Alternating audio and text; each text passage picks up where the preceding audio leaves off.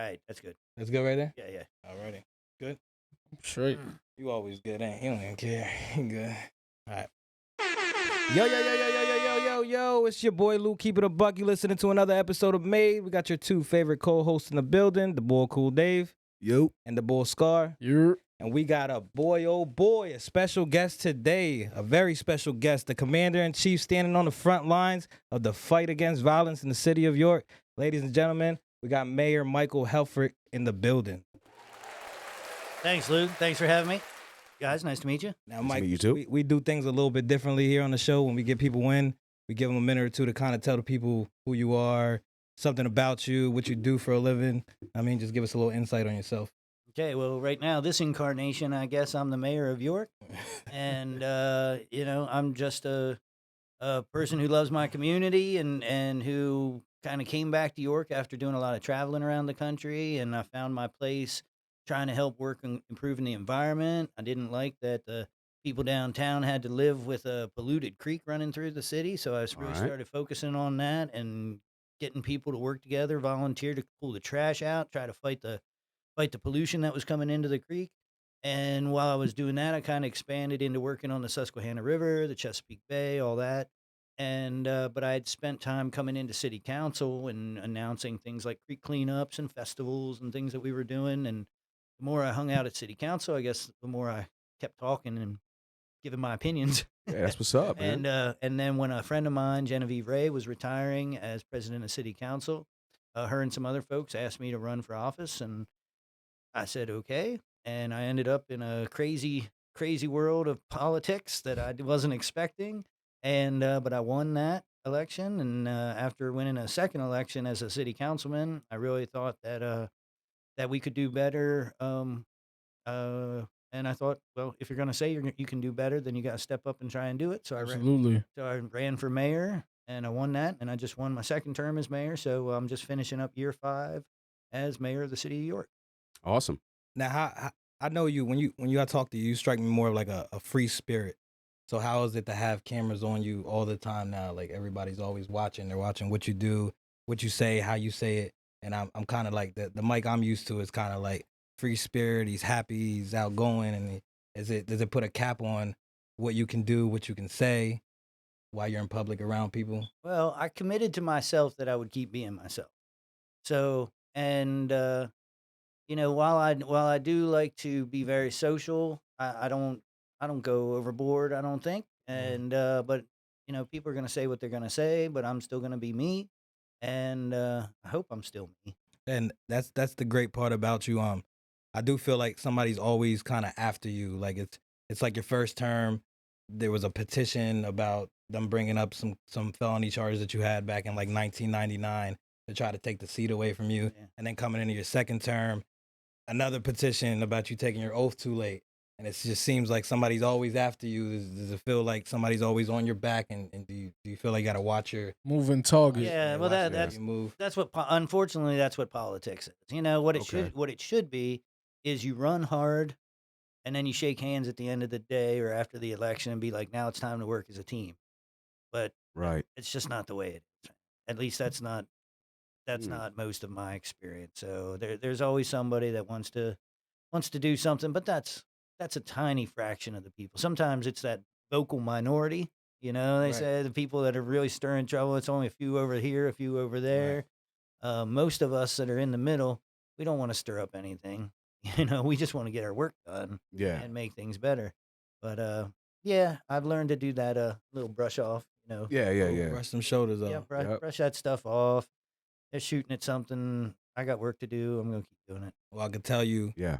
I can tell you what, that whole petition during your first term, I can tell you none of the city folk, like the real city folk, signed nothing like that. Us coming from the city, we know how hard it is to get a job at all, having felonies or any kind of convictions on your record. So that the last person that's going to judge you is a city person, somebody coming from the city that's already having a hard time finding a job Yeah. and getting back on their feet because of how people look at Oh, them. I got turned down for all kinds of jobs that I was super qualified for. I remember I took a test to be a census taker, just going around door to door, once every 10 years. I scored 100%. They were like, we've never had anybody score 100%. Then I couldn't get the job because of felonies from when I was 20 years old, Wow. you Wow. know? And so, I think it made me a better person. Yeah. Um, Definitely more empathetic and sympathetic to everyone. And it gives me a lens to look through that. And we were talking before we started recording here, Mhm. but my belief is that you help the people in the city, and that's how you fix a city. Yeah. You help lift people up, you help get them jobs. If they need some other kind of help, help them. Give them a second chance. Yeah. And second, third, fourth, whatever we need Yeah. to do, because anybody that we push away, that's called disenfranchising. Yep. When you disenfranchise, when you tell somebody you don't care about them, why in the world would they ever care about you? Why would they care about that city? Why would they? Right. So caring and love is the center of my thought process. How can we make this city better with love, with caring? Yeah. I like that. So how you say, there's always another party trying to target you, or they have like what's known in the business world as hidden agendas and things of that nature. Like, how much harder does that make what you're trying to accomplish and the goals that you have set out? Most of the time it's just personal and emotional. Some days you got to get up and be like, that's who they are and that's who they want to be. I don't know why, but it has nothing to do with me, Right. Yeah. and you just keep going. Sometimes it does mess things up. Like, for instance, there's a case right now. It's up at the Pennsylvania Superior Court. It's the one about the oath. They go Yes. Oath Gate, like it's some Oh, there's a like name for it and Yeah, everything. they So got it's their own official scandal. now. it's like Wow. Watergate, like some Wow. kind of big thing. But yeah, basically, I the city's attorney told me I didn't have to take an oath of office for my second term, and I was headed to South Carolina to be with my 7-year-old daughter, Okay. and well, 6 back then, and I had an opportunity. I got invited down to Key West. Okay. First vacation since COVID. I was like, sweet, drive to Key West, stop in South Carolina. Then I had a conference, a mayor's conference in Washington D.C. You know, Okay. Joe Biden's there. I'm with the Wow. president. Like, I'm doing the business of the city of York, Yeah. and so I didn't take the oath because I was told I didn't have to. So I come back Okay. the very first, but nonetheless, the very first day I got back, the solicitor said, "Hey, you better take that oath because there's this stuff going on, and as long if you take it the first day you get back, then it should be pretty solid." Okay. So I took the oath, but this is still this is still hanging on. We won at York County level, So it was appealed. Was and it? it was appealed now to the state court. Jeez. These 16 people Wow. and Yeah. the ringmaster, um, Sheesh. all are doing more. But where it hurts, it doesn't hurt me. Where it hurts is I was getting ready to hire a guy to be the business administrator of the city of York, and all this stuff hit. And I talked to actually and some of my HR people, and they were like, "It's not fair of you to tell this guy from who's living in Nashville to come and move to York, because if you get kicked out as mayor, a new mayor could come in and say, 'I want my guy in there.'" Yeah. So I was just trying to be fair to this guy, but we ended up losing a really, really good candidate Wow. because I didn't want to imposition that person. Now, some other people told me I should have just done it. I won't bring up their names, Right. but um, you just don't do that to people. You don't Right. uproot somebody when you're not solid, when your Right. roots aren't in the ground. Yeah. And so we lost an opportunity there, and that definitely affected the business of the city of York. But like I said, 9 times out of 10, it's just something coming at me, and I can blow that. Yeah. Yeah. Now, educate me a little bit. So, you're a Democrat, right? I am a Democrat. So Right. how does this, like, how I seen you ran as a All right, Republican. yeah. So I hesitated there because I really don't like politics. I like I like policy. I like to know what somebody is thinking. And guess what? The Democrats aren't right 100% of the time. The Republicans aren't right 100% of the time. and the Green Party's not right, and the Constitutionalist, the Libertarian, nobody's right 100% Right. of the time. I would rather have the freedom to say, and not only the freedom, but as soon as you say I'm a D, then there's an R whose hair goes up on the back of their neck. Mhm. Right. Yeah. They're like, oh, he's that. We pigeonhole each other. Right. And no offense to the Eagles fan, but I don't want my politics to be sports. I don't want to dislike somebody because they're a Dallas fan. You know what Yeah. I mean? No, yeah. I don't want to just say, oh, you're a Republican. I'm never going to talk to you. Because I guarantee you that there's that 1% of the time or 2% of the time that somebody who doesn't think like you is going to have a gem of an idea that you Mhm. never thought of. And if you close your mind and you cut off relationships, you're not going to benefit from that. So I really think politics is one of the most foolish things that, Washington didn't want parties. But then by the time we got a second and third president, we had a two-party system. Right. Yeah. Um, but anyhow, to get back to your point, I am a fiscal conservative and a social liberal. So that means that if we're dealing with money, I'm going to be tight. I'm going to be making sure that every penny is going where it should be and it's Right. not getting wasted. Which is like more of a Republican. You could say, but that's an opinion. Okay. Republicans give lots of free money to big corporations, but then some of them don't like when you give money to individuals that might need it, The poor. the poor. But that's also generalizing because you have Republicans Right. that don't. That's why I don't like this whole thing. But the other side of me is a social liberal. If I don't care who you love, I don't care who you want to marry. If you're not hurting anybody, that's the bottom line for me.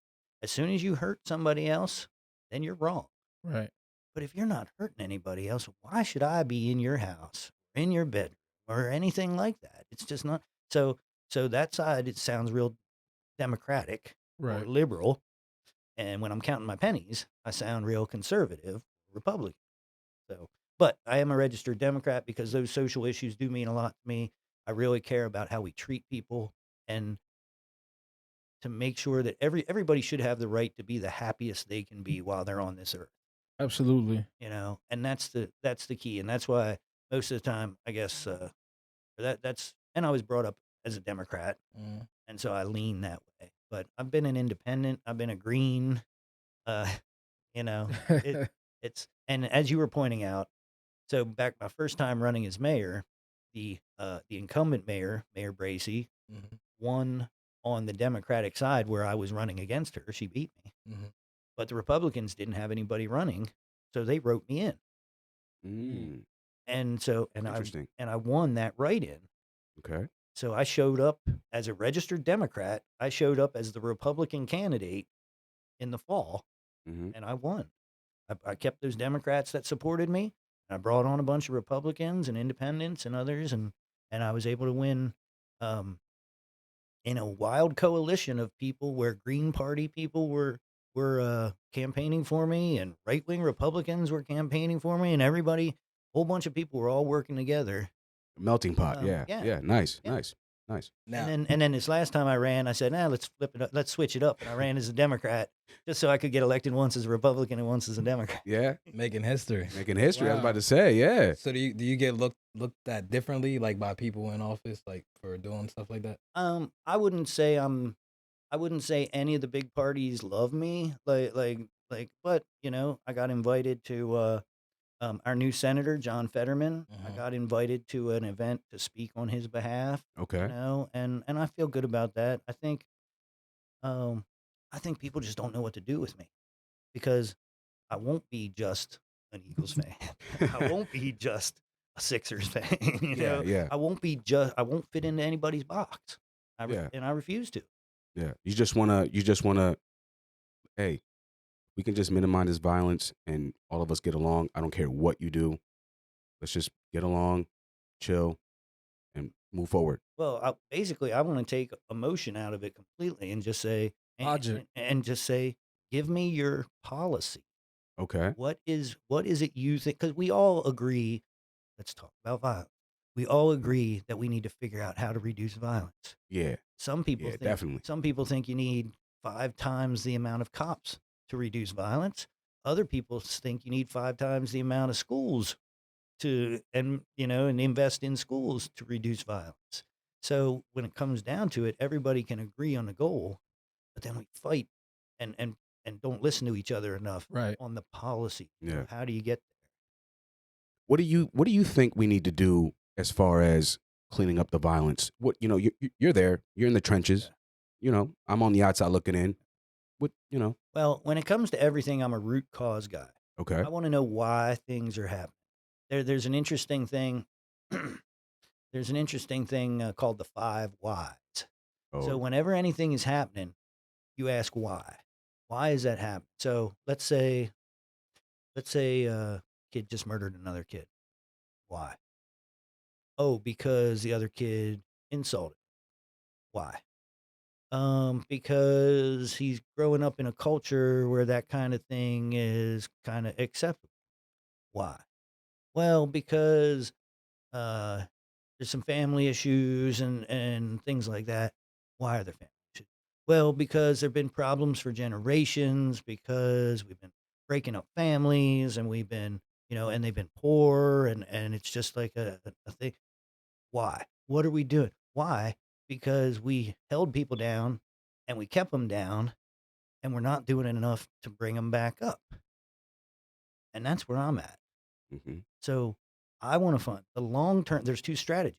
The long term strategy is lifting people up, getting people jobs, helping people if they're traumatized.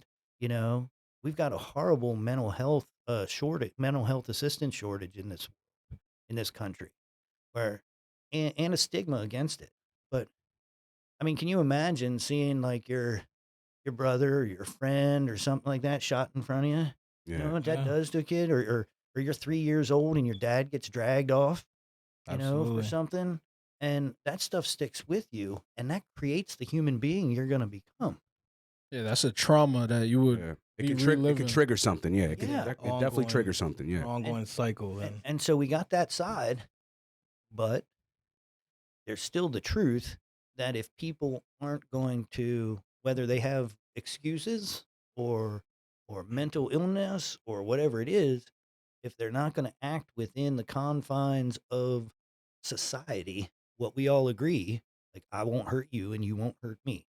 I won't throw my trash on your lawn and you won't throw your trash on my lawn. We Yeah. all Right. we have to live, especially when you're in the city, we live on top of each other. hmm hmm You know, there's no place else. I mean, live out in the country somewhere, closest person might be, quarter mile from you or something, you can get away with more, Yeah. but when you got everybody piled up, we have to adhere to some rules of how we treat each other.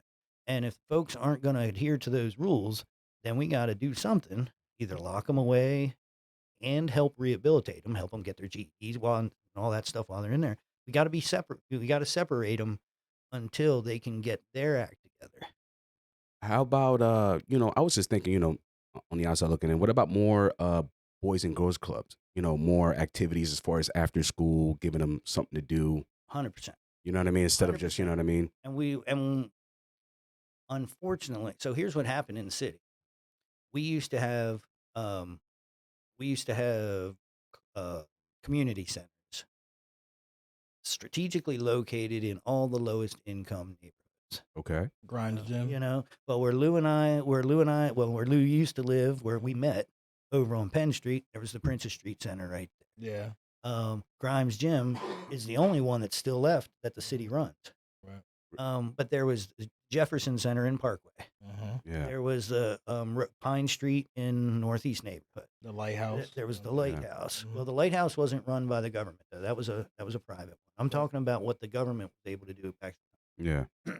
Excuse me. Um, and then we had Rotary Cranich. We had things going on out on the east end, Wellington. Back in the early 2000s, the federal government cut the money that paid for all that stuff, and they closed almost all of those. And I have been trying to find a way to pay Yeah. to get some of those things back, because That would be great. Yeah, that would be great. you are 100% right. Diaz Woodard has been doing an amazing job putting together more programming, Okay. and Tino Conquest and Antoine Dorm have stick and move boxing, and Yeah. Boys Club are in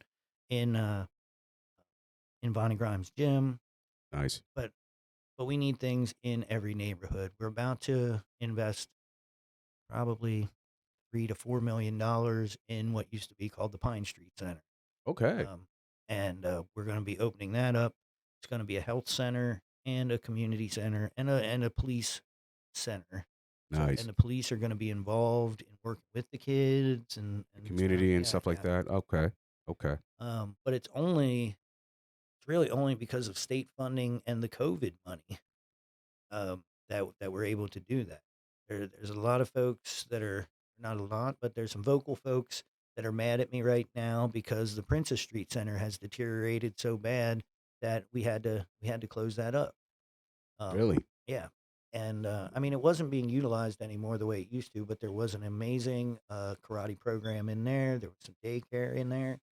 Um, and but this is one of those tough decisions where you're like, how much do you keep sinking into a building that is 120 some years old?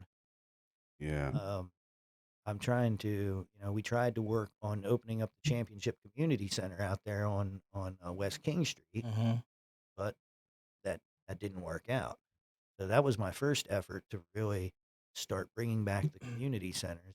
Then I have a deal or had a deal with the school district that we could start using the school district buildings, most of them after school. Um, but then COVID hit. So we've got to revamp that and reestablish that relationship. Um, but 100% the the community activities, community centers are I'm going to call a second tier solution. Because first tier is really in the family and helping those families Starts at home. right where they are. Yeah. The community centers sometimes act almost as a surrogate family, which is good because the street is the surrogate family if things aren't going right at home. Or Absolutely. even if they are going right at home, but a kid just has a curiosity and wanders Yeah. off and gets into Ventures that, off and and That's yeah. That's and right. so I can agree with that. Yeah. yeah, so we have to do everything we can to, and it's hard to beat the streets. They're there 24 hours a day. Yeah. It's open. absolutely. 365. Yep. And I won't get into all the rest of it, but like how they're, they can support themselves. Streets support themselves. They'll find a way. It's a lot harder to organize something under the expenses and rules and all the things that you need to do to have a good community center. Yeah. I just hope we can come up with enough resources to make those community centers a lot better than the streets. If we can come up to these kids and say, hey man, go community centers, it's Yeah. gonna be it's a lot less rougher. Yeah, You know what I mean? I'm with you 100%. The hard part is that community center closes at, you can't, Yeah. we don't have 24-hour community Right. centers. We got 24-hour streets. No, what I'm saying, if we can have something like after school programs and anything to keep these kids motivated, or even just a little bit more educated, and something to do from like let's say 5 to 8. You know what I mean? That's cool. You know, if we can do that, maybe provide some snacks for them. You know what I mean? Yeah, I feel like like that I would be a said, lot better. there's so many people trying to do that with the resources that they have, and we try to support them however we can. But creating more spaces, the Weary Arts Group at Union Church. I already mentioned Stick and Move and Boys Club. Uh, just so many different organizations Right. around, but each one of them is scraping by and using their own money and using Yeah. their own time, and Not and it's hard to keep it going long term.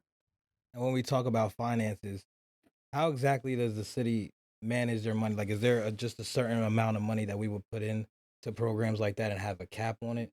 Do we, or is like all that money like in this one pot and you kind of separate it? How you feel? Like I know, like when we talk about money, like the water waste treatment plant, Yeah. the sale of that got the city like a $20 million deposit, right? No, 200 million. It was 235, but then they paid 20 million up front, or how that? Okay. The $20 million deposit. All right. Thank you. Yeah. Thank you. So Yeah. But here's the thing that people don't understand. And it's hard. It's hard to understand, but um, actually, it's not that hard to understand. If you owe 200, and so after all the other bills were paid, mhm, I'll come back to the $20 million deposit. right, But I think the big number is more important to talk about. 235. 235 million. Then we had to pay all the fees and everything like that, and I think we were down to like 220, 220 some change or something. Then we also had to pay off all the city's debts, or put the money aside to pay off all those other debts, and that was about $60 million that we had to put aside. So now you're down to 160. Then the reason that we had to sell the wastewater treatment plant was because we were so far in debt for the cost of health care for employees and their families that has gone up 1,000% in the last 20 years. So when you used to pay $100, now you're paying $1,000. Um, and the pensions, which are part of what attract people to work at the city. You're at Harley, you said, right? You're looking Yeah. forward, while you've only been there a couple of years, Yeah. you're looking forward, if you stay there, they've got a pension waiting for you, Yeah. right? Yeah. Something like that. Yeah. Yeah. Yeah, Something. or Yeah. yeah. Um, so that's part of what attracts people. The pay at the city is not necessarily what you would make at some other places, but where you come in at a somewhat lower salary, you're working to be taken care of the rest of your life after you retire. Right. That's the idea of what's supposed to happen with the pension. Um, for years and years, the city lapsed on paying the pension fund, so that we were about $90 million in the hole in the pension fund, Wow. and about 120 in the expected cost of healthcare. 120 million. So that's 210 million. Sheesh. I told you that we were already down to 160 million Yeah. with the money we made off the wastewater treatment plant. Uh-huh. So my goal is to take as much of that 160 and invest it so that we start making money like capitalists. Like people with money know how to make money. Right. Yeah. Those of us that don't have much money, we work paycheck to paycheck. Yeah. And the city has been going paycheck to paycheck for 20 years or more than that, 30, 40 years. We haven't had money to actually invest to make more money. And so now my hope is that we can get all this other stuff paid off, and we can agree that we're going to invest most of this money in an account that pays us off 4, 5, 6, $8 million a year to offset those other expenses. So I know what you were getting at, and this is the hard thing. We have things that we should be doing, and we have some money. And when I'm talking about the things we should be doing, is figuring out better ways to take care of the kids and the family. Yes. And at the same time, we have a huge amount of debt. And if we spend all this money down on immediate expenses, then we won't have any money left to make interest or make some money off of. And that's what we got to figure out now. We got this wastewater treatment, or I mean, we got the ARPA money, the American Rescue Plan money we got because of the COVID. And I tried to get a lot of that towards job training, towards helping people in the neighborhoods and stuff like that, and that got shot down by the city council. Mm. And the city council came out with their own plan. Okay. And while there is some assistance for homeless shelters and things like that, uh, homeless shelter, you're treating a disease after it's happened. Mm-hmm. You know, I'm like I said, I'm root cause. I You're want trying to, to prevent it in the first yeah, I'm place. trying to prevent the stuff in the first place, Yeah. and I haven't gotten a lot of support in doing that, and I'm watching the amount of that it's called ARPA money, but basically COVID money. I'm watching that dwindle and dwindle and dwindle, and we got expenses. We need a new roof on the city hall. We need a new fire ladder truck that's over like $1.5 million. Luckily, we are putting. Hopefully, we're putting about 1.5 million at least into that new community center Okay. out at the old Pine Street Center. Is there a timeline for that community center? Um, Yeah. What do you see that? Where do you I see that would scene say then getting done? so that building itself needs a, about 1 million or 1.5 million in work just to open the doors regularly. Like if you just wanted a nice shell of a building, Right. I want to build a nice gym on the back of it. Nothing fancy, but a metal building. A metal building gym. Because right now it's an old schoolhouse. It doesn't have a big facility to do anything in it. It's just got a lot of little classrooms and stuff. Mm. So, um, and it's got like 10 years worth of work. I don't want. I want to get all the work done immediately. So not so that we don't have to keep closing it and say, okay, now we need to do this. Now we need to replace all the windows. Now we need to do whatever. Let's just get all the work done on the front end. So I'm hoping about a 2-year period to get everything done and get it open. Now I wanna stumble back to the homeless real quick just for a second. So in 2013, your county had a 10-year plan on basically stopping the amount of people homeless in the city. Um, 10 years will be coming up next year. Do you think the population of the homeless has increased or decreased since you became mayor? Um, I think it probably has increased. Actually, I know it has increased. COVID, COVID put a lot of people out. And COVID, when we had that period where you couldn't even go to work, Yeah. Yeah, and then the fights between the landlords and right. renters and stuff. I was in the middle of a lot of that Yeah. stuff, So trying to protect those renters. But we definitely have more. And there's something that people don't talk about very much is that we're actually getting more people from other places that come here to get services and to be homeless in our community because we don't have the best kind of support systems, but we have some pretty decent support systems. Um, Again, I tried to put some of that COVID money towards that and towards a group called Friends and Neighbors of Pennsylvania. They're a great organization. Mhm. They actually go out and hang out with the individual homeless people, get to know them, Nice. and find and actually show them respect and say, what can we do? Yeah. What can we do again out of love, Yeah. Definitely. out of love and kindness? How can we lift you up? Because feeding people every day, even putting them under a roof, does not stop homelessness. Homelessness is a symptom of other stuff going on in your life. Mhm. It's only I'm going to say it's a small percentage of people where they ran out of money and therefore lost their home.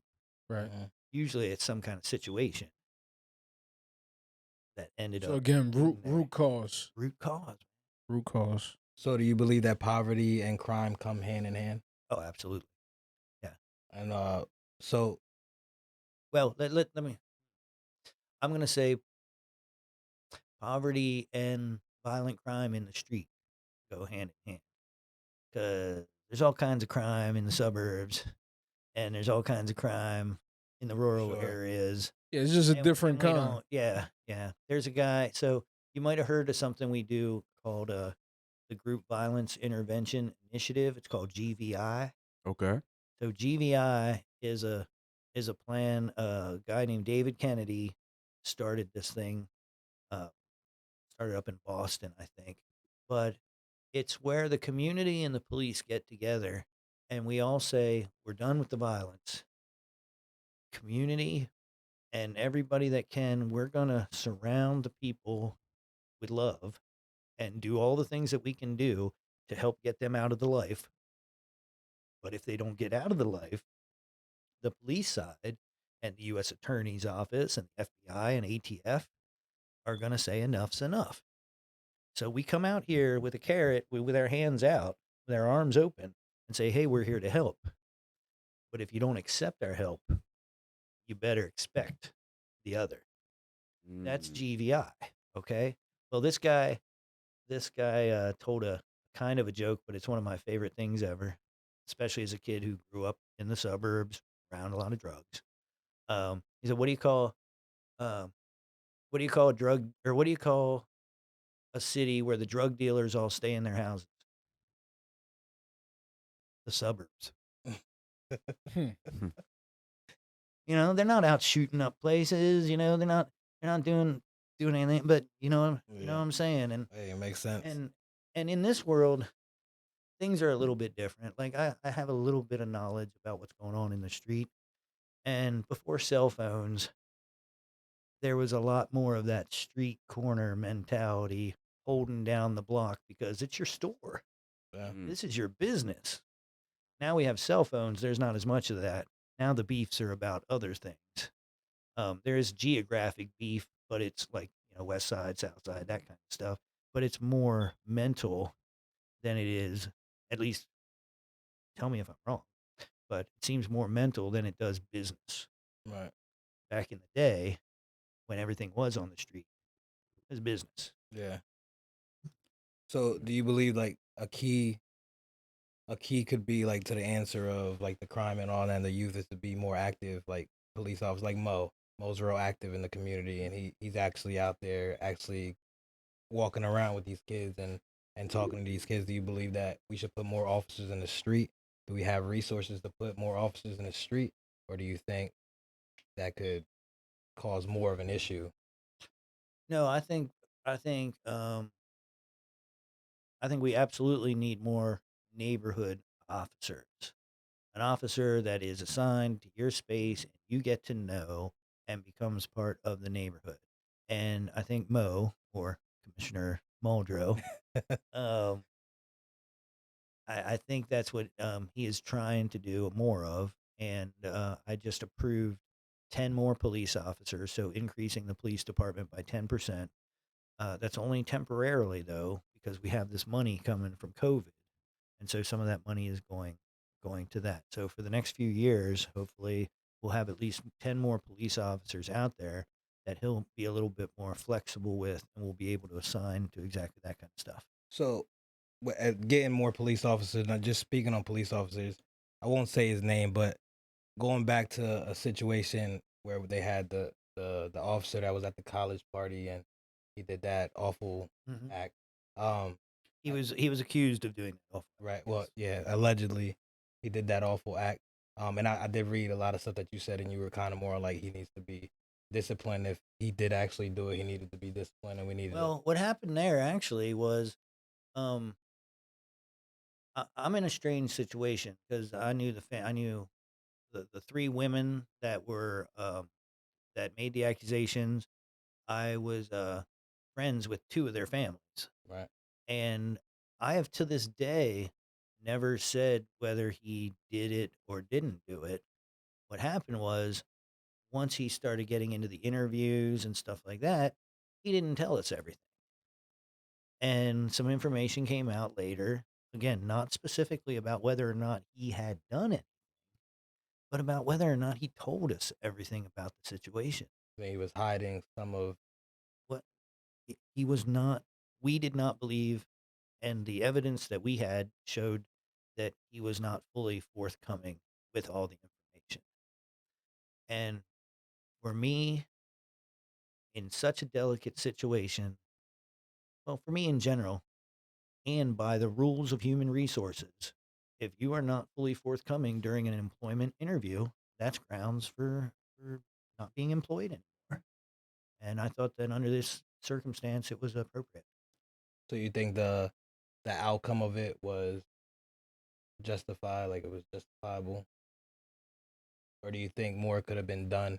Maybe I mean I would say like retraining, but it's almost like you can't train somebody to be themselves. So what could we have done, or what can we do in the future to get these officers to actually? We're doing, I mean, the fact is, no matter where you work, whether it's in a school or university or in politics or church or a police department, some people are really good. And again, we're not talking about this individual anymore. Mhm. This individual is employed as a police officer, just not with the city of York. And we came to an agreement that that would be okay. I'm not, and again, I'm very much repeating, there is no accusation that he actually did what he was accused, or there is no, we're not saying, I'm not saying Right. that he did it. Um, he is a police officer somewhere else now. Um, but in general, some people are really good at hiding who they Their are true underneath, selves. Hmm. whether it's some of these preachers, whether it's a police officer, whether it's a politician. One of the things I say, and nobody likes to hear me say it because it always sounds like I'm accusing somebody of something, but if you get 100 priests, 100 popes, 100 police officers, or 100 politicians, one of them's going to be dirty. Hmm.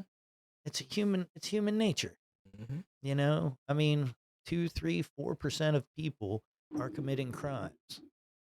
You know, we got people, I'm not going to go through the whole list of crimes, but we got people out here, and you just, no matter how hard you try, I mean, we go through now, and they didn't used to do this before I came into office, but when I came into office, I was like, uh, social media background checks. I want you to go through all the social media, Yeah. everything that you can find. Step And if one. there's anything questionable, if they laughed at a racist joke, if they were participating in talking about violence towards people, you know, that those are all flags. And we need to really look for that kind of stuff before we give anybody the power. And I hope people think this way about politicians too. Because while I don't carry a gun, I got a good bit of power in the city to determine how people are treated in their lives. You know, between me and the city council, we can be making laws. We can, we can change how your life is. Mm. And but the police are given some of the ultimate power in our society, and every one of them should be squeaky clean. And we need to try and, you know, and we are trying to do that, but it is so hard. People are really good at hiding stuff. Yeah. While we're on that topic, I thought this was awesome. By the way, I seen you frontline at the Black Lives Matter rally downtown. Mhm. So I wanted to ask, were you looked at differently by people that you work around? Would you advise not to get involved or not to be? Because it was awesome to see your true self out there. Like I said, you're like I told you earlier, you're almost like an open spirit, and you're so outgoing. Does that? Well, I said something then that got me in big trouble, I'm and sure. that's why I'm going to say it again. But violence, violence by police or violence at all, discrimination, prejudice is a white person's problem. And I got in big, uh, I lost support from some people because I said Sure. that on my Monday message. But think about it. Even though, even though you have some people of color that are mayors and governors and president of the United States, if you look at Congress or you look at the legislatures of each of the states, except for maybe Hawaii, I don't know for a fact, but almost all of them are still made up of white males. Still white males making the decisions on how we are running this country. Mhm. So if we are going to fix the problems, white males have to be part of the solution, if not leading the solution. And that's what I said, Wow. and I stand by it. Um, yeah, I definitely took some flack for. Yeah, I definitely took some flack for it. Yeah. I can imagine. But facts are facts. There's no emotion involved. Just look at the facts. It's awkward at work the You next know, day. Was it awkward at work the next day? no, we got the city of York. We've just got great people there. It was more outside people. Okay. It was some outside people that you know, basically said we're never coming to York again. Um, you know, you made it look like we were doing, like white people were doing this on purpose, and I'm like, whether it's on purpose or not, it's happening. Right. Yeah. It's and got to there get and adjusted. therefore and you're in charge. Yeah. Again, we've had what, one black president out of 46 or whatever. Yeah. You know, Yeah. so look at Congress, look at the state legislatures. I'm just looking at the facts and saying there is a problem. I agree, and these are the people in charge. Amen. So you ain't got a PR guy that goes, "Hey, Mike, settle down, buddy. Don't." I have got an attorney See, that tries to keep me out of the city's attorney. Particularly, I'll give him a shout out, Jason Sable. Jason Sable does a really good job of trying to make sure that I don't get the city sued. Right. Um, but other than that, I don't think anybody's tried to put a leash on me. And good luck for them.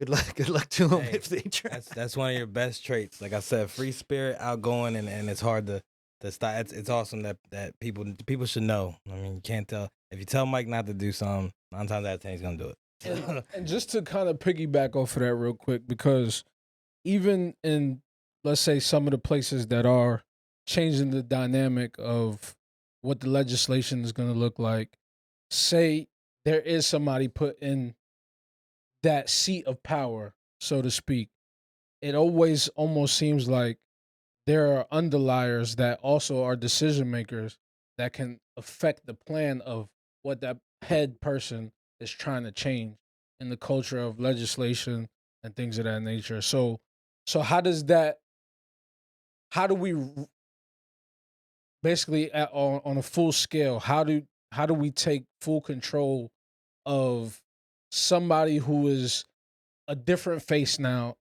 that is the face of whatever the situation might be?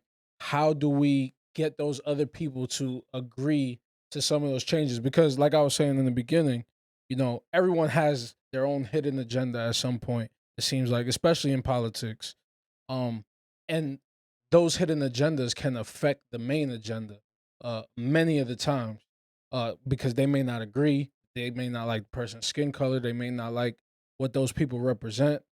But how do you fully clean house in order to start making some of those more positive changes that are needed for the community? Well, the most beneficial thing and the scariest thing about democracy is that it's a popularity contest. You don't have to have any qualifications. You don't have to, all you got to do is get one more person to vote for you than the other person gets. You know, Mhm. that's it. I mean, you like got to be 35 to be the president, that kind of stuff.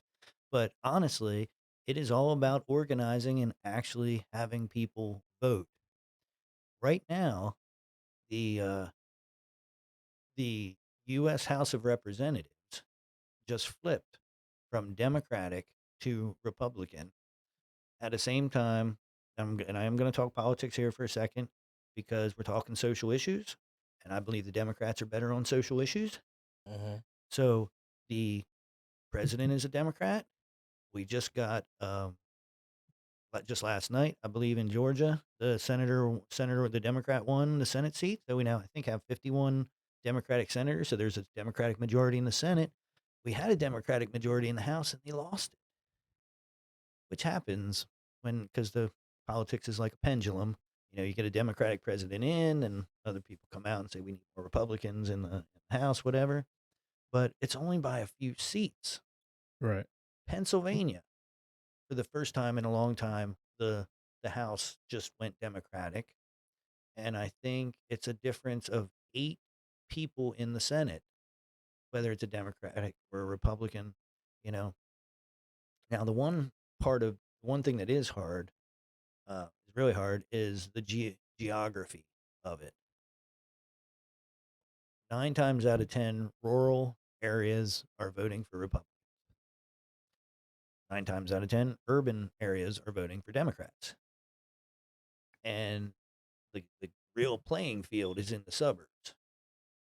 So what we need is people that believe in social issues, in helping the poor, in treating everybody equally, in making sure that people that we give power to go through not only power but guns, go through really good background checks to make sure that they're mentally I'm sorry, Like an what- evaluation. psycho psycho. evaluation. Yeah, Yeah, exactly. I wanted to make sure I said that first part right. I didn't want to have a yeah, tongue twist. absolutely. And that's how you do it. I mean, this is a democracy, and whoever comes out wins. So if those people, if you know anybody who thinks that way and is not voting, you just tell them there's no excuse. Right. If you have the right to vote in this country, if you have that right, if you can get that card, you should be voting. And if you're not, just like I said at the beginning, um, if I thought I could do a better job, it was my job to run for office. You think things should be different and you're not voting, then you don't have much more to say to me. You know? Shouldn't have an opinion then. Yeah, Yeah, yeah, Right. yeah. If you're not going to voice your opinion where it counts at the ballot box, yeah, then why are you wasting my time any other day with your opinion? yeah.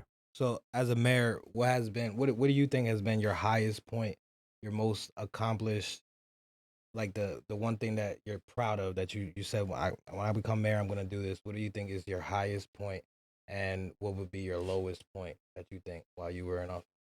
Wow. Well, since you brought it up, and I don't know that I don't know how much of a long term effect this really has, but since you brought up Black Lives Matter, and you know, I will call them more the George Floyd protests Hmm.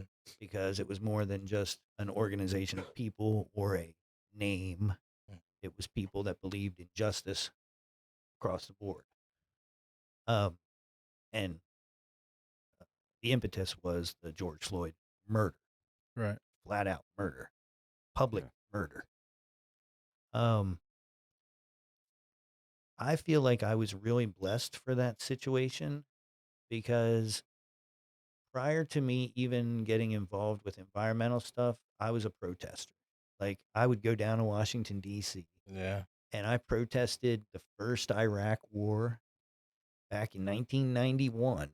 Mm. Mm, I was down there. I'm like, why are they sending all these poor people, brown people, black people? You know, why are all these people being sent over there to fight these other people for some rich people? yeah. Amen. Talk, Mike. And so Amen. me a 21 year actually 20-year-old, I was down there. 28 and 29-year-old, I'm protesting against the World Trade Organization. And um because what they were giving out loans to these political leaders. The political leaders would spend the money, the political leader would move on, and the poor people of the country would have to pay back the loans, and it would mess up the economy. Haiti's one of the biggest examples of this, where supposedly they were trying to help, and it ended up just hurting the people, What, in Haiti, right? huh? In Haiti? Yeah, Yeah. and so I was protesting against that, and down there I was lined up. We were blocking the meeting. We were blocking the building so they couldn't have their own. Oh, And the cops came, and we were lined up arm in arm, and the cops were lined up against us. And then some more protesters came in and sandwiched the cops, Old school protesting. created a very dangerous situation. And we told the other protesters, "Get the hell out of here! Look what you're doing. You're about to create violence." And thank God for the police captain or whoever was in charge there. He got all his police to take a right turn and just walk away. Uh, Just walk away because they weren't helping. The only way that this was going to go, it was going to go bad.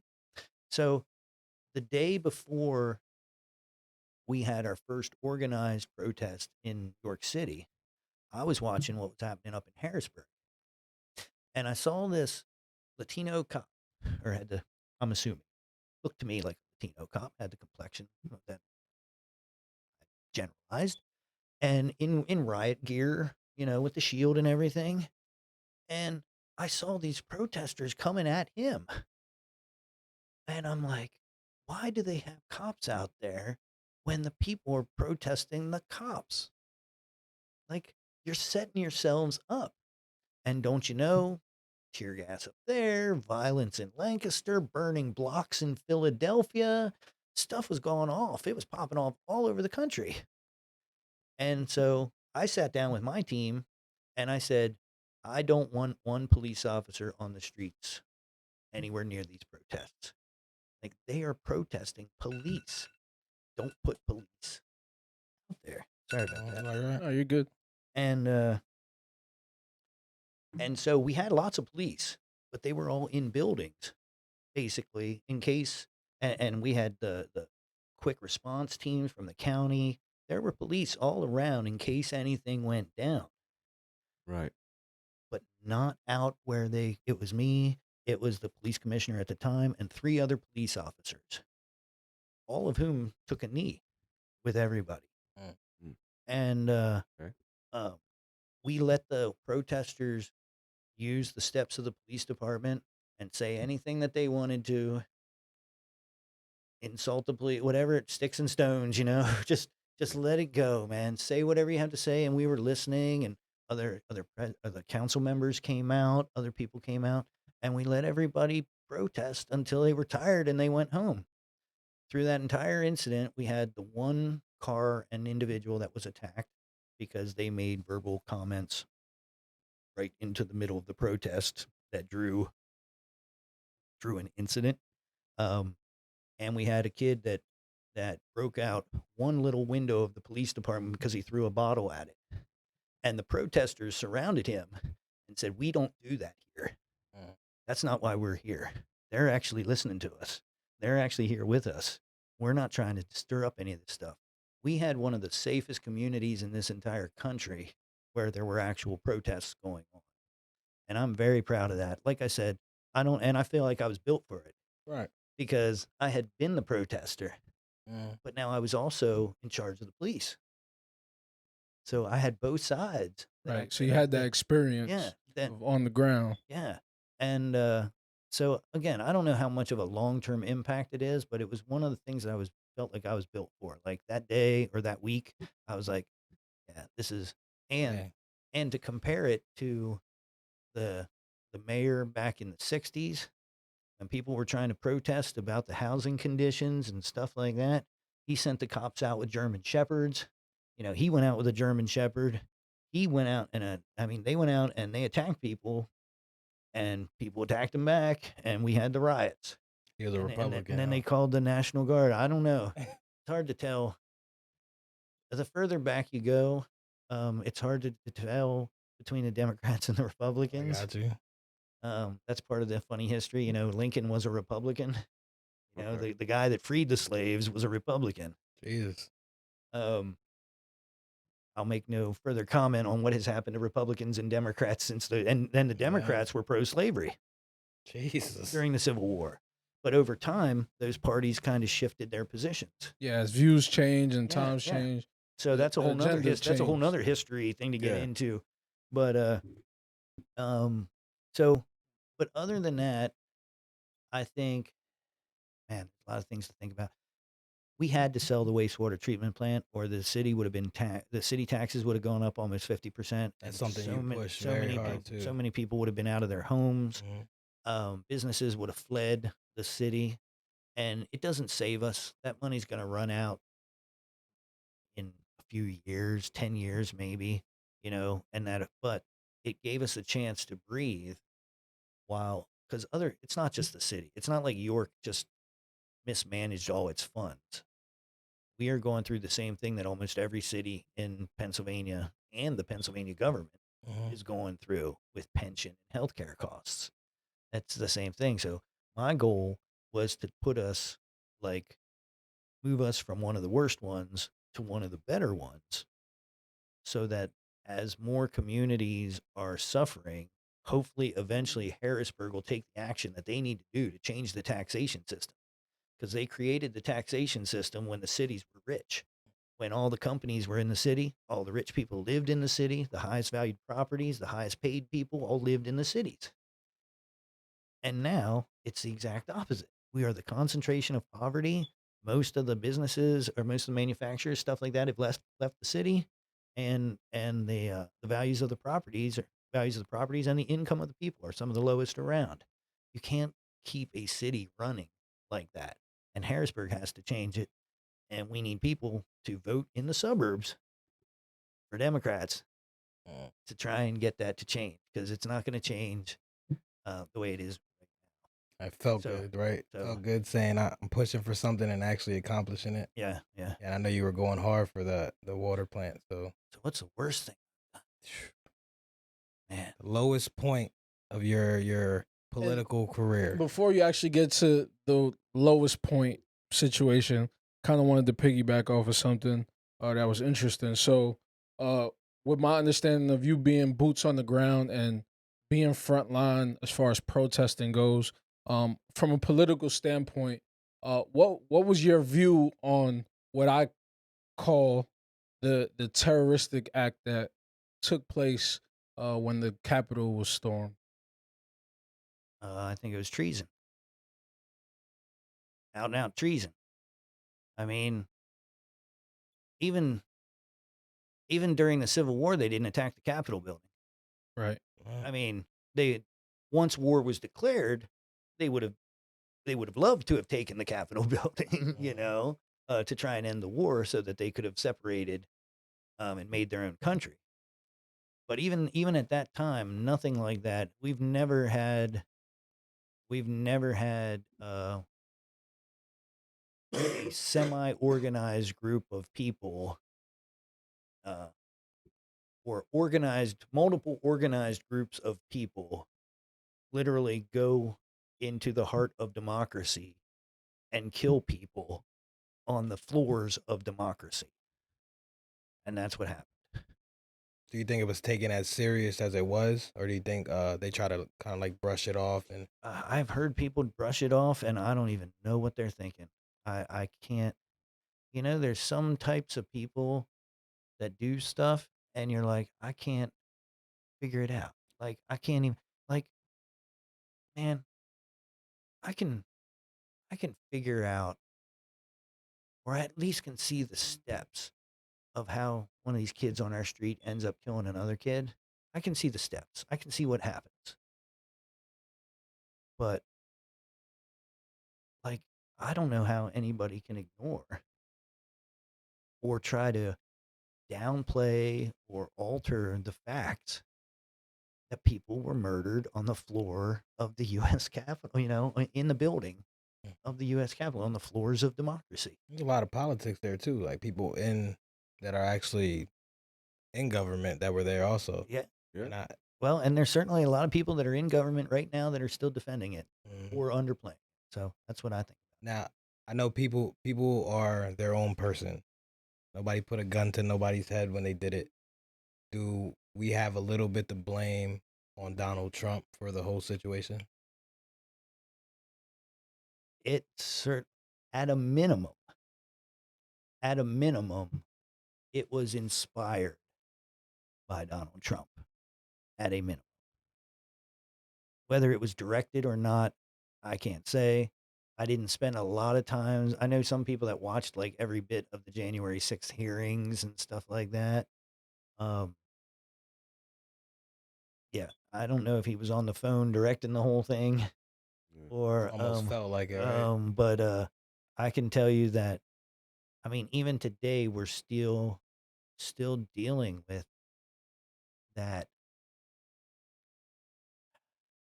whiny baby mentality Yeah. that if I didn't win, somebody else did something wrong. It's like the most immature kind of thought process. Yes.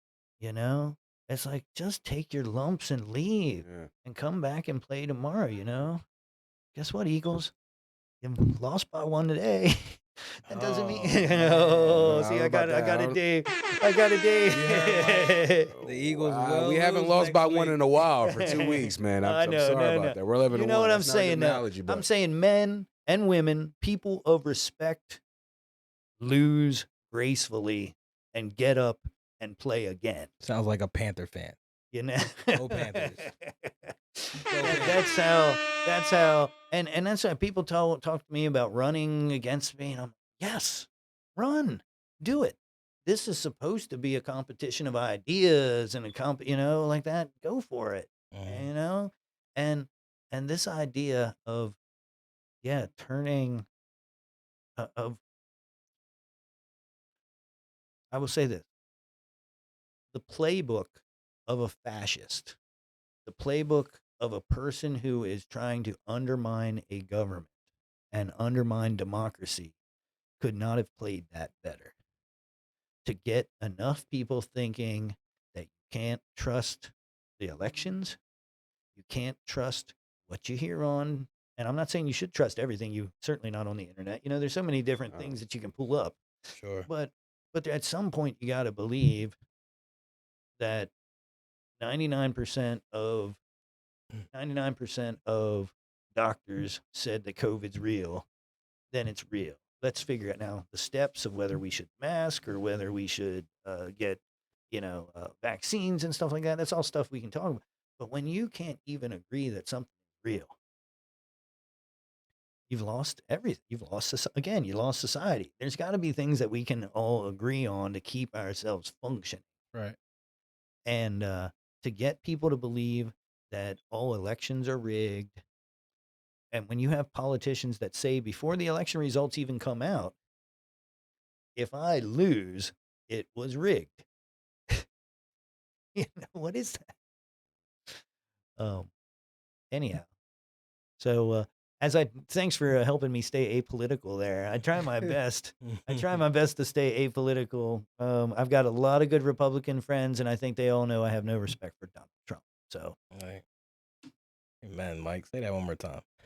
I said I have a lot of Republican friends, and they all know I don't have respect for Donald Trump. So before we lose the topic, your lowest point, Mike. What Yeah, I your was hoping we were going to lowest delay point? so I didn't have to. Need it. Man, Need to know your lowest point, because your lowest point is probably really not that low. I think my lowest point just keeps happening. And that's my inability to find a way to communicate, and work with the York City Council.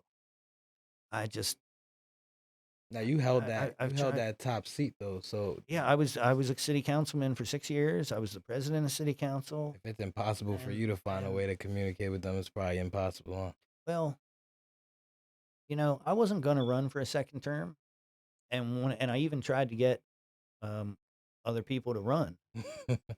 and they wouldn't run. All you, Mike. And one of probably the main reason was that I was afraid that there were too many folks that had something against me, a personal agenda against me. People that I was that were upset because I beat the last mayor. I think that's most of it. People that maybe think this is all a show. That everything I said tonight, I'm just like making it up. I don't make it up. This is me, and it's certainly like, I don't need to be doing this. I don't need to be mayor. I didn't become mayor to boost my ego. I didn't become mayor because it pays money, because it doesn't. I'm making 75 grand a year to run $100 million company. Where does that happen? You know, Yeah. that doesn't happen in the real world. So like, I guess I don't know what it is, but I thought maybe if somebody else would get in and run, that they could, that had the same vision, that had the same love for the community, that maybe they could do it. And I couldn't get anybody to step up, and so I did it, and Roll up your sleeves and you say, you know what, What's up? let's see what I can do. yeah, and I'm still, as of last night, I still found, doesn't seem to be anything I can do. So I just keep working on the next thing and try to get as much done as possible. Like we said earlier, I tried really hard to get a lot of things in place to help the people of the city when we got that COVID money, Yeah. and we have passed almost nothing um, that helps people get a job, or that helps people get mental health, or helps people um, lift themselves up. That's really the vision that I had. That, you got $35 million. We got to be able to help lift some people up here. Let's get some job centers going.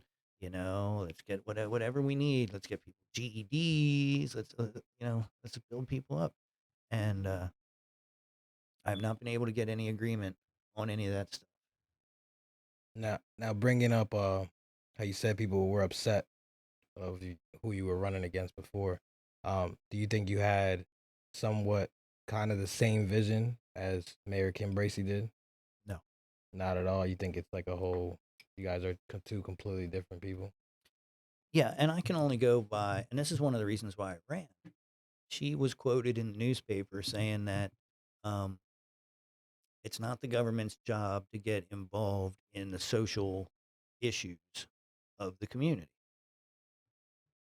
And my response was the government made the social issues of the community. Institutional racism, redlining, like all this stuff was all created with government support. Even the welfare system, which I do not think works, it doesn't function in the way it's supposed to work. The welfare system should be a lift me up, not a um, you're never going to be anything more than this kind of system. You know what I mean? Like some people get comfortable in the system and stay there. It's almost like people that like to stay in prison. They're like, "Heck, it's easier to be in prison than it is to be out here." People, Yeah. people with that mentality, right? I'm not Mm-hmm. making that up. There is actually a mentality like that. 3 meals on a And cot. yep, yep. And somebody else does my laundry. Somebody does my cooking. It's hard out. It is Got hard out here. people to talk to. Um, but uh, oh, I'm sorry, I got distracted thinking about that. Yeah, I really believe, and whether or not you can't always trust what the news says, but in my predecessor was the director of community development for 6 years, and then the mayor for 8 years. That's 14 years, and I really felt like uh, I wanted to see more help going into the neighborhoods than I was seeing. I wanted to see more, and I'm not saying that I've been that successful at it, but I keep trying. I keep trying. I keep talking about it. Trying to make it happen. So yeah, I think that was the difference, and that's why I ran. I didn't feel like like there was enough going on positive for the community. Yeah, I don't know if you ever hear about the donut. You got the No. downtown in the donut. Uh. The donut is everybody, like Oh, I all the got people you. that live in the city, that Yeah. have lived in the city for generations. And then you got the downtown, which is the business and the area of generally a lot quicker turnover. Um, like we've got families like on my block that have been there for 50, 60, 100 years. And those families still aren't getting help, you know? Yeah. And there's just got to be a better way. Yeah. There's got to be a better way. York has so much going for it. I said this earlier. I'm going to say it again. If we could just, if 10 or 15 kids or young people, mostly young men, 15 to 25, 10 or 15 of them would choose not to pull the trigger, the city wouldn't need an economic development plan. The city is located centrally between DC, Baltimore, Philly, and New York, but it has everything that you could want. It's got beautiful buildings. You can be on a farm in 5 minutes or be in the city in 5 minutes. You there's so much going on for this city. We've got great people here. We got a small percentage of them that are messing it up for everybody. That's how it is about everywhere. But if we could help enough people to lift them up, which in turn helps people not turn to crime, which gets them not involved in the life, which gets them not shooting each other. People looked at York on a map and it said the perfect place to live. We wouldn't need to pay to have a company here. Wouldn't need to pay economic development people. People would flock here. But instead, when you look on it, it says murder rates close to Baltimore. We talked about this before we started. Murder rates some years close to Baltimore. You know, and the school isn't performing. It's not the school that's not performing. It's these kids that are traumatized and stuff and don't know where they're sleeping. 700 homeless kids. I think school district is like 6,000 kids or something, and over 10% of them are couch surfing or hotel or sleeping in a car or something like that. Mhm. How you gonna be learning when you don't have that stability? You You know? don't know your next move or your next meal or Your next rest spot. You Yeah, know what I mean? Yeah, I know what you mean. yeah. Yeah. So how do you? And this is the thing. A lot of people put down the city schools and even the city teachers, the city administration. Most of it, most of it, not any of that. It's all about whether that one little vessel is confident enough in their life, in their safety, that they can then go in and spend time focused on learning and not thinking about how sad they are or how uncertain they are or, you know, who's going to sneak up behind them or, who's going to whatever. That's the stuff. That's, again, root causes, man. If you remember anything about ever hearing about me, root root causes. cause. And if you're doing anything else, it's a band. What else you got for me? So You said something like an hour. Are we going on 2 hours now? getting there. That's not there. There's two more things that Oh, I that's do. all right. I'm just kidding. I'm just kidding. I'm having a good time. There's some things I did want to get to. So going forward for the rest of your term, what are your priorities going forward? Can I get three that are tangible and the actual possibilities of you achieving them? Yeah, I've already mentioned them, I think, but they need to be revamped. There you go. The neighborhood community centers, so Sylvia Newcomb Center, the old Pine Street Center, and getting the school buildings open at nights, um, in conjunction with something we haven't talked about, which is our community ecosystem coordinator program, which I started. The idea is that you have one community organizer in each neighborhood, and that person goes door to door, gets to know everybody, just kind of and gets to know their needs and figures out how to connect them with the resources. Because the people that need us the most don't have time to come and ask for help. The mom who's working with 3 kids and can and one of the kids is sick and doesn't have a car. 45% of the people out in your old neighborhood, in my neighborhood still West out on End the West End, projects. 45% of people don't have cars. Yeah. Fact. So everything they do is so much harder. And they don't have money to Uber everywhere. They might be able to take an Uber in an emergency or go to the grocery store or a taxi or something, but to get to here to get this kind of assistance, to get to here to get job training, to get to here to do this and that, you know. So getting that system set up so that people that don't have the time to come and ask for help, or maybe don't have the trust to come and ask for help, or maybe don't have the whatever it is that they're not getting what they need and don't feel like they can ask. Having somebody that they can trust, and it starts off simple. You knock on their door and talk to them. Come back a few weeks later, you knock on their door and talk to them. Come back, and then you say, "Hey, guess what? This week the job training program is going to be over here at the church 2 blocks away. Yeah. You think you can make it? Oh, I can make it 2 blocks. I might not have been able to make it over there, but I can make it 2 blocks. I can do that. So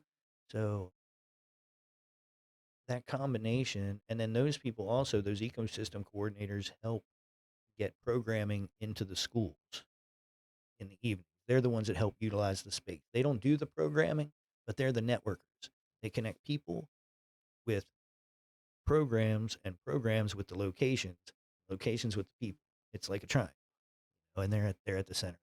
So really expanding that program. So that's two, the spaces Mhm. and the ecosystem coordinators. My big third one.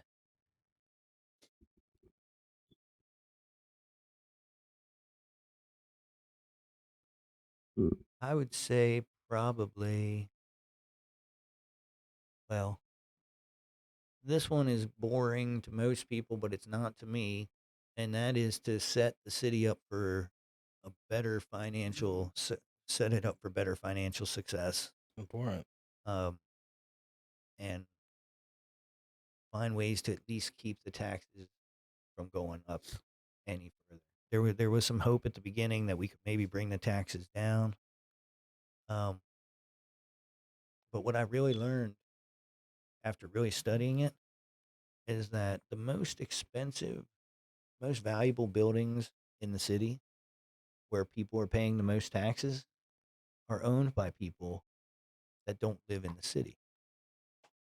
Yeah. So while it, while it would feel good and it might benefit me if my $50,000 house got a uh, got a 5% tax cut, right? If I got a 5% tax cut, my taxes are around $3,000. So if I got a 5% tax cut, I would get an extra $150 a year. That sounds pretty good, right? Mm. Got $150 a year. But the guy that owns the building where all the offices are, that guy would get $15,000 a year.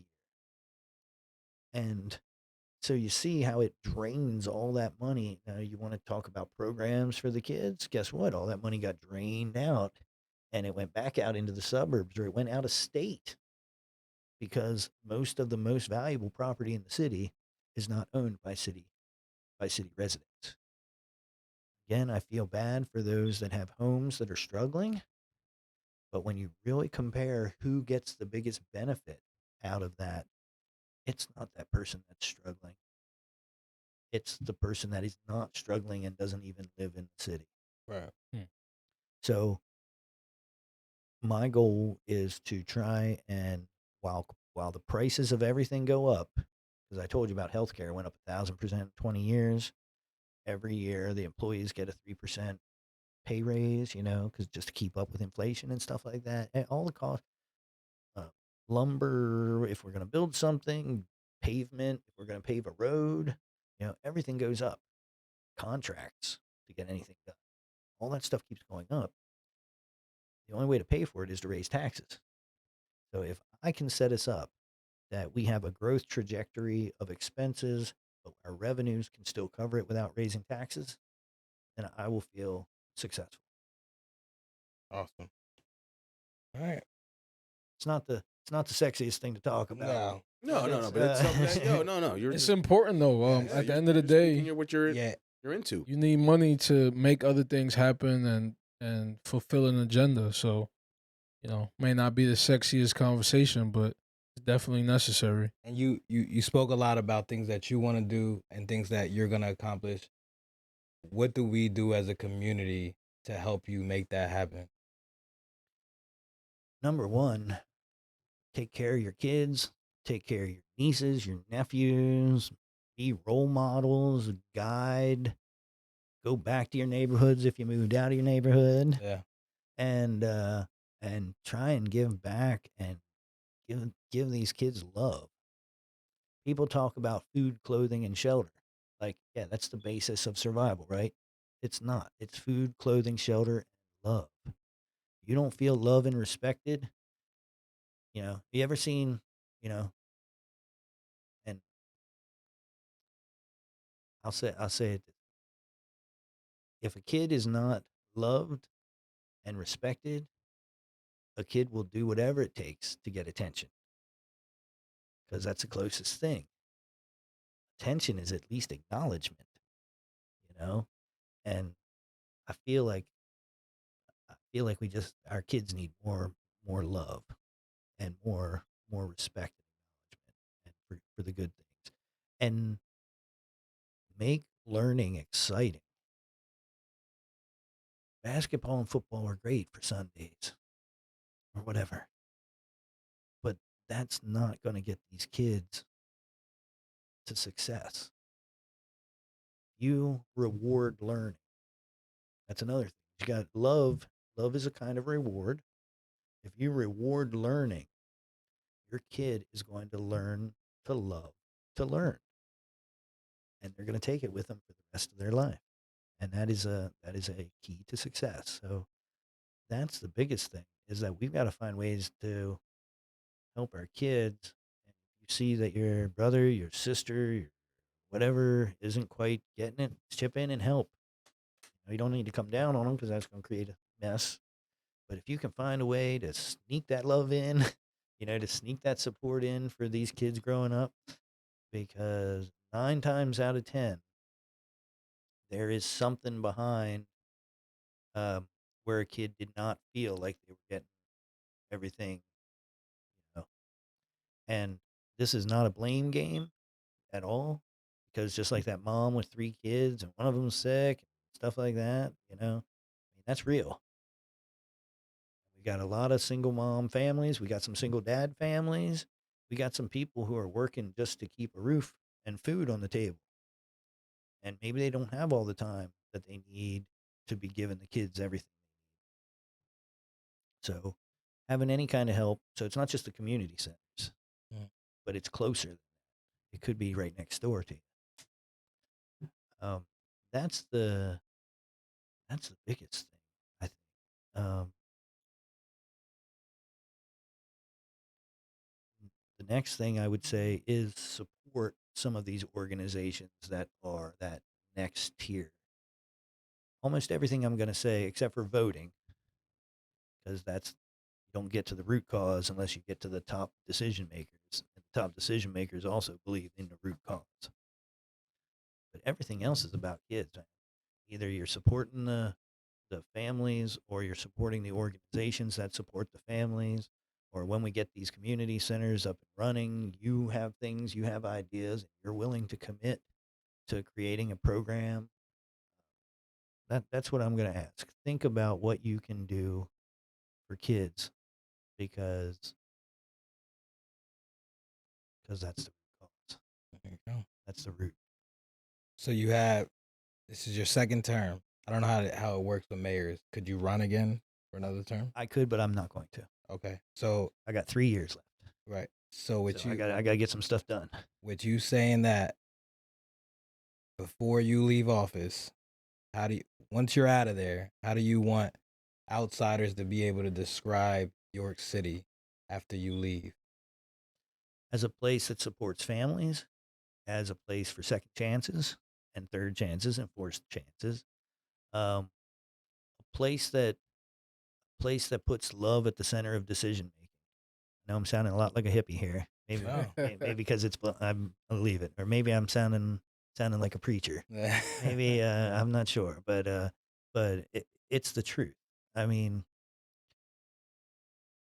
people act a whole lot differently when they think through love.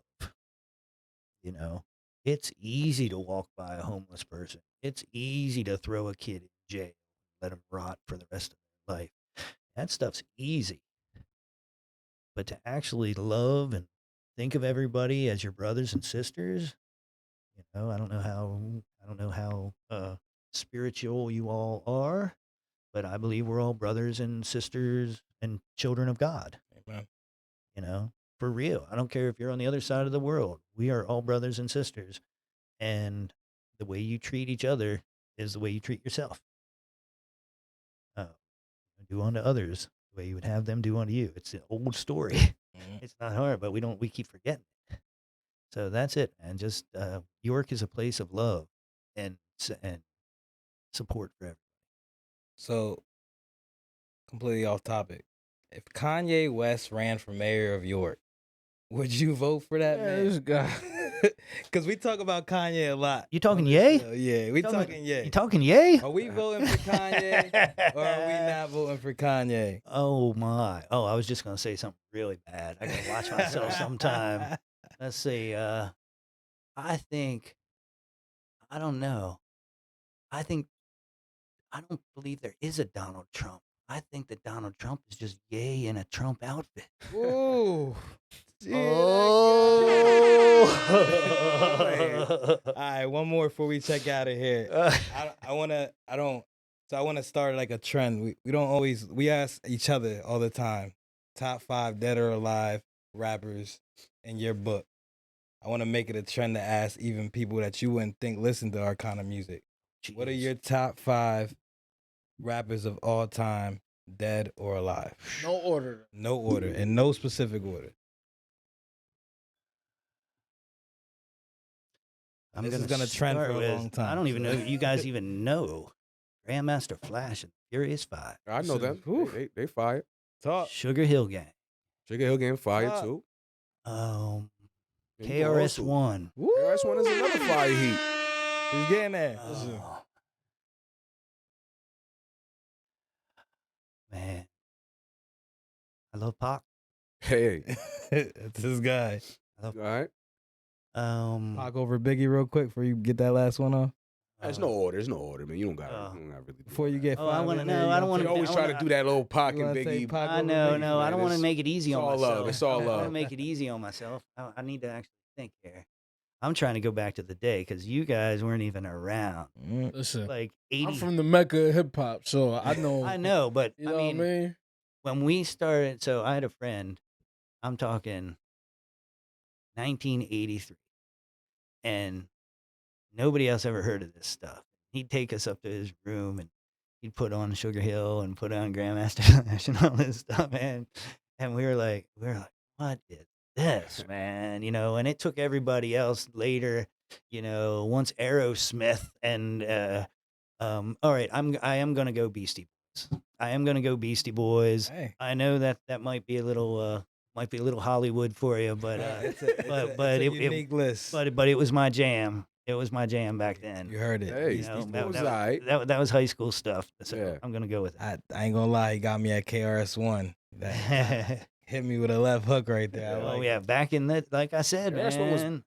Very, king of hip hop right there. KRS-One was definitely it, man. Nice. That was a good choice. Yeah, I that's- wasn't expecting that. I'm talking, yeah. Or what, Grandmaster Flash and the Furious 5. Yeah, that was it. Don't push Yeah. me. 'Cause Yeah, the I'm message. close The to message. edge. Yeah, the message. That's definitely where it's at. Yeah. The message is Yeah, it. message, yeah. That's I'll what tell it's you what called, though, I will one of the hardest things I've ever done is try to do the message karaoke. yeah. Yo. I tried to pull that off. I was like, nope, not gonna try that again. All right, Mike. Well, we appreciate you coming, man. We appreciate you coming, showing love. You, We got, Dave, Scar, thank you very much. Man. yeah. Hopefully, Wow, we man. got, Thanks for coming by, Appreciate you. taking time. hopefully we got some answers for the public that they because a lot of those questions were definitely asked by people that wanted to know. So All right, and Hope- don't hate me for my yay comment, man. Don't hate me. all right, guys. Thanks for listening. You got another episode. Great episode. Thanks for supporting. Subscribe, share, like. We got Mayor Mike in the building, ladies and gentlemen. Sir. And we out. Thank you, Mike. Got pissed.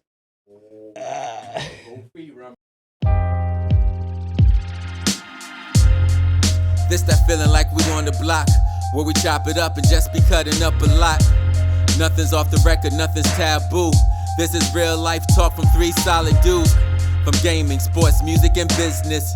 We go all in on topics that's trending.